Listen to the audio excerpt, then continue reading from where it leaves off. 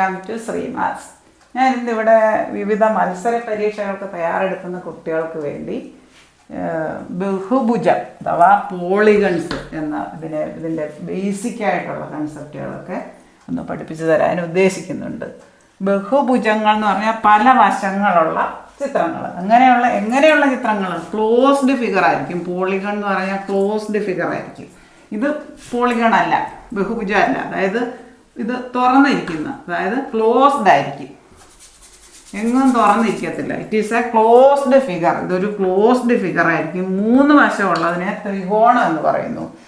4 വശമുള്ളതിനെ ചതുർഭുജം എന്ന് പറയുന്നു. 4 വശമുള്ള ഏത് ഫിഗറും ആകാം. ഇത് കൈറ്റ്, പട്ട, അത് ആ ഷേപ്പിലാണ്. പിന്നെ ഇത് ദീർഘചതുരം, അതായത് റെക്റ്റാങ്കിൾ എന്ന് പറയും. KITE, rectangle. ഇത് സമചതുരം. 4 വശമായിരിക്കും, തുല്യ അകലമായിരിക്കും. അല്ല, 4 സൈഡും തുല്യമായിരിക്കും, 4 ആംഗിളും തുല്യമായിരിക്കും. ഇതിൻ്റെ ആംഗിൾ, ദീർഘചതുരത്തിൻ്റെ ആംഗിൾ എപ്പോഴും ഇത് 90 ഡിഗ്രി, 90 ഡിഗ്രി, എല്ലാം 90 ഡിഗ്രി വരും. സമചതുരത്തിൻ്റെ ആംഗിൾ എല്ലാം 90 ഡിഗ്രി വരും. നേരെ അല്ലേ വന്നേക്കുന്നത്, 90 ഡിഗ്രി വരും. ഇനി സമാന്തരികം എന്ന് പറഞ്ഞാൽ എതിർ വശങ്ങൾ സമാന്തരമായിരിക്കും. ഇപ്പോൾ ABCD എന്നതിന് പേര് കൊടുത്താൽ ABയും CDയും സമാന്തരം, പാരലൽ ലൈൻസ് ആയിരിക്കും. അതുപോലെ ADയും BC ഇത് പാരലൽ, ഒരേ ചരിവ് വരുന്നത്, നെവർ ഇന്റർസെക്ട് ചെയ്തത്. ഈ സമാന്തരം എന്ന് പറഞ്ഞു കഴിഞ്ഞാൽ ഒരിക്കലും അത് കൂട്ടിമുട്ടത്തില്ല. ഇങ്ങനെ 2 ലൈൻസ് പോയാൽ, ഒരിക്കലും അത് കൂട്ടിമുട്ടാനുള്ള സാധ്യതയില്ല. 2 ലൈൻസ് നെവർ ഇന്റർസെക്ട് ചെയ്തത്. അതിനാണ് പാരലൽ ലൈൻസ് അല്ലെങ്കിൽ സമാന്തര രേഖകൾ എന്ന് പറയുന്നത്. 4 വശമുള്ളതിന് എക്സാമ്പിളാന്ന് പറഞ്ഞ് കൈറ്റ്, റെക്റ്റാങ്കിൾ, സ്ക്വയർ, പാരലോഗ്രാം. പാരലോഗ്രത്തിൻ്റെ പ്രത്യേകത ഓപ്പോസിറ്റ് സൈഡ്സ് പാരലലായിരിക്കും, സമാന്തരമായിരിക്കും.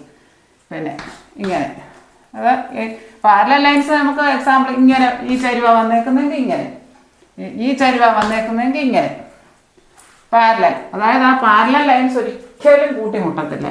ഇനി പഞ്ചഭുജം. പഞ്ചം എന്നുള്ള പേരിൽ തന്നെ നമുക്ക് വ്യക്തമാണ്. 5 വശങ്ങളുള്ള ചിത്രം, ക്ലോസ്ഡ് ഫിഗർ. എല്ലാം ക്ലോസ്ഡ് ഫിഗറാണ് ഭുജങ്ങൾ. പിന്നെ ഷഡ്ഭുജം, 6 വശം. 1, 2, 3, 4, 5, 6 വശം. സപ്തഭുജം, അതായത് 7 വശം. 1, 2, 3, 4, 5, 6, 7. ഇനി 8 വശമാണെങ്കിലോ അഷ്ടഭുജം. പിന്നെ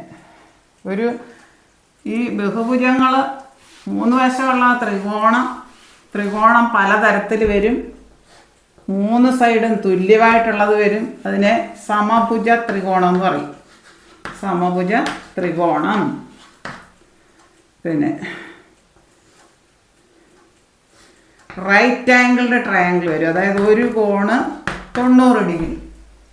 90 ഡിഗ്രി ആണെങ്കിൽ അതിൻ്റെ ഓപ്പോസിറ്റ് സൈഡിനെ കർണം എന്ന് പറയുന്നു. കർണത്തിൻ്റെ സ്ക്വയർ, ഇതിൻ്റെ 90 ഡിഗ്രിയുടെ നേരെ എതിർവശത്തിൽ കിടക്കുന്ന സൈഡ്. അതായത് കർണത്തിൻ്റെ സ്ക്വയർ എന്ന് പറയുന്നത് മറ്റു 2 സൈഡുകളുടെ സ്ക്വയർ. AB സ്ക്വയറും AC സ്ക്വയറും കൂടെ കൂട്ടുന്നതാണ് BC സ്ക്വയർ. കർണം സ്ക്വയർ എന്ന് പറഞ്ഞാൽ മറ്റേ 2 സൈഡുകളുടെ വർഗങ്ങളുടെ തുകയാണ്. പിന്നെ സമപാർശ്വ ത്രികോണം, അതായത് 2 ഐസോസെലസ് ട്രയാങ്കിൾ, 2 ABC, 2 വശങ്ങൾ തുല്യമായിരിക്കും. 2 വശങ്ങളും അതുണ്ടാക്കുന്ന കോണുകളും തുല്യമായിരിക്കും. ഇനി ഐസോസെലസ് ട്രയാങ്കിൾ എന്ന് പറയും. 2 വശവും 2 കോണും തുല്യമായിരിക്കും. പിന്നെ 3 വ്യത്യസ്തമായിട്ടുള്ള ഇതുണ്ട്. അതിനെ സ്കലൻ ട്രയാങ്കിൾ എന്ന് പറയുന്നത്. സ്കലൻ ട്രയാങ്കിൾ ABC 3 സൈഡായാൽ 3 വ്യത്യസ്തമായിരിക്കും. 3 A ≠ B ≠ C. ഇനി ചതുർഭുജങ്ങളാണെങ്കിലോ 4 വശങ്ങളുള്ള പല ഇത് വരാം. ഇത് കൈറ്റ്, ഇത് ദീർഘചതുരം, റെക്റ്റാങ്കിൾ, ഇത് സമചതുരം, ഇത് സമാന്തരികം. ഇനി 5 വശമുള്ളത് പഞ്ചഭുജം. പിന്നെ 6 വശമുള്ളത് ഷഡ്ഭുജം, 7 വശമുള്ളത് സപ്തഭുജം, ഇത് അഷ്ടഭുജം.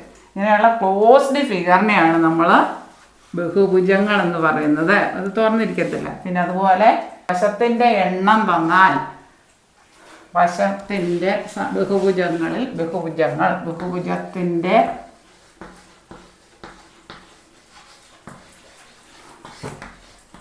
ബഹുഭുജത്തിൻ്റെ വശത്തിൻ്റെ എണ്ണം, അതായത് എണ്ണം തന്നാൽ ആ ബഹുഭുജത്തിൻ്റെ കോണുകളുടെ തുക, ബഹുഭുജത്തിൻ്റെ കോണുകളുടെ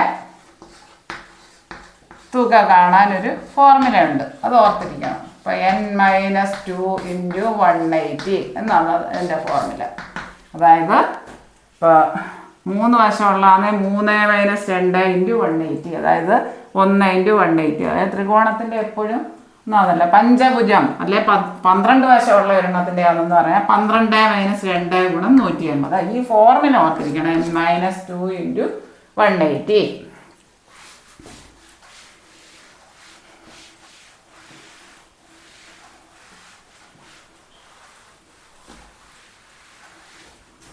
ബേസിക് കൺസെപ്റ്റ്സ് പറഞ്ഞെന്നുള്ളതേ ഉള്ളൂ. ബഹുഭുജം അല്ലെങ്കിൽ ബഹുഭുജങ്ങൾ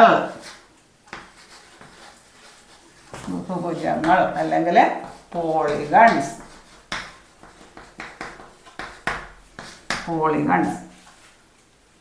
ക്ലോസ്ഡ് ഫിഗറാണ്, അതൊരു ക്ലോസ്ഡ് ഫിഗറാണ്, ഓപ്പൺ ഫിഗർ അല്ല, ക്ലോസ്ഡ് ഫിഗറാണ്. അതായത് ഇതിപ്പോൾ ഇങ്ങനെ പറഞ്ഞേക്കുന്നു, ഇത് ക്ലോസ്ഡ് ഫിഗർ അല്ല, ഇത് ബഹുഭുജമല്ല. അങ്ങനെ എത്ര വശങ്ങൾ വേണമെങ്കിലും വരാം.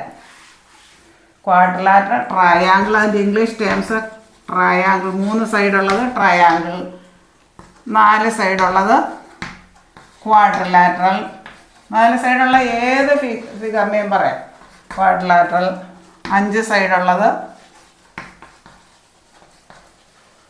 പെൻറ്റഗൺ, 6 സൈഡുള്ളത് ഹെക്സഗൺ, 7 സൈഡുള്ളത്, ഞാൻ ഇംഗ്ലീഷും കൂടെ പറഞ്ഞെന്നുള്ളതേ ഉള്ളൂ, മനസ്സിലാക്കാം, സെപ്റ്റഗൺ. മീഡിയത്തിൽ പഠിച്ചവർക്കാണ് ഇത് പറയുമ്പോൾ മറ്റേതും കൂടെ പറയുമ്പോൾ മനസ്സിലാവും. 8 സൈഡുള്ളത് ഒക്ടഗൺ, 9 സൈഡുള്ളത് നാനഗൺ. പിന്നെ ബഹുഭുജത്തിൻ്റെ വശങ്ങളുടെ എണ്ണം തന്നാൽ വശങ്ങളുടെ എണ്ണം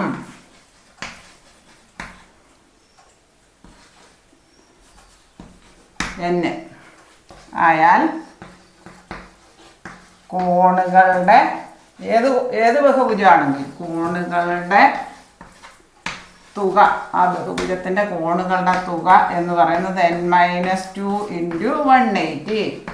ഇപ്പം ഈ അടുത്ത ഇടയ്ക്കും PSC ചോദിച്ചതാണ് 12 വശമുള്ള ഒരു ബഹുഭുജത്തിൻ്റെ കോണുകളുടെ തുക കാണുക. ഈ ഫോർമുല പഠിച്ചിരുന്നാൽ നമുക്ക് ചെയ്യാൻ പറ്റും.